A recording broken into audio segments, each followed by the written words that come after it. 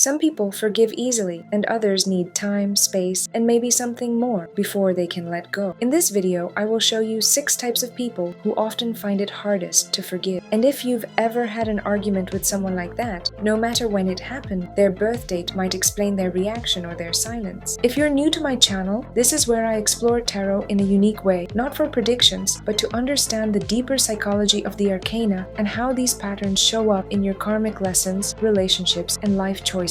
This approach is universal. It works across cultures, backgrounds, and beliefs because it speaks to human patterns rather than any specific race or religion.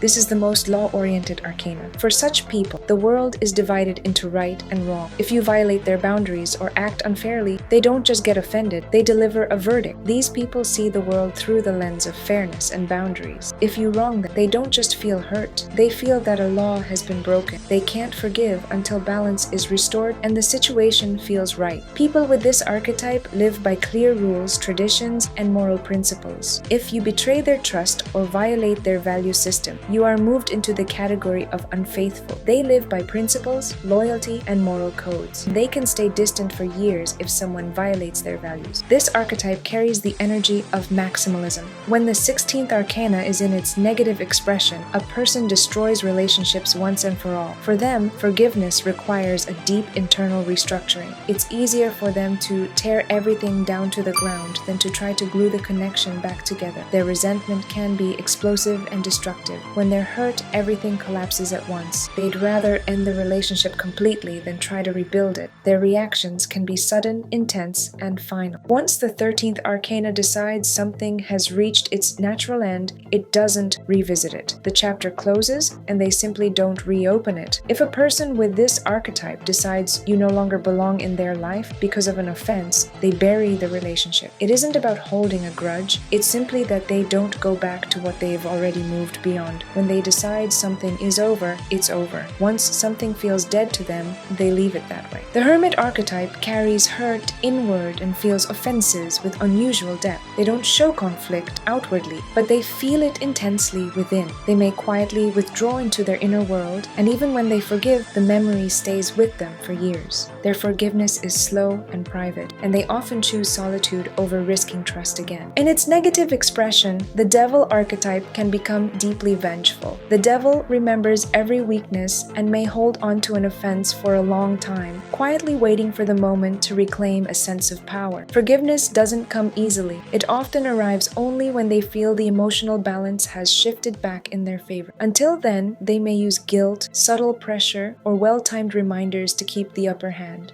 Forgiveness isn't one size fits all. If someone's reaction ever felt too much or too cold, it could have been an unconscious pattern shaped by their archetype. And when we understand these patterns, we can meet each other with more compassion, patience, and clarity. We all respond differently to conflict. The devil strikes back while the hermit quietly shuts down. So now that you can see the archetype behind someone's reaction, how differently do you interpret their silence or their anger?